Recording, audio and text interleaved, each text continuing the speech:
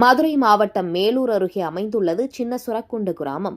அங்கு 100க்கும் மேற்பட்ட குடும்பங்கள் வசித்து வரும் இந்த கிராமத்தில் பங்குனி உத்திரத்தன்று அங்குள்ள அருள்மிகு பழனியாண்டவர் திருக்கோவிலில் வேண்டுதல் நிறைவேற்றிய பக்தர்கள் கோவில் முன்பு அமைக்கப்பட்டுள்ள பூக்குழியில் இறங்கி நேர்த்திக்கடன் செலுத்துவர். இந்த ஆண்டு திருவிழா கடந்த 15 நாட்களுக்கு முன்பு காப்பு கட்டுதலுடன் தொடங்கியது.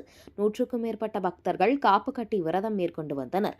பங்குனி உத்திரத்தை முன்னிட்டு நேற்றிரவு கோவிலில் முன்பு அமைக்கப்பட்டிருந்த பூக்குழி திடலில் 100க்கும் மேற்பட்ட பக்தர்கள் அரோகரா கோஷம் வழங்க பூக்குழியில் இறங்கி தங்களது நேர்த்திக்கடனை செலுத்தினர்.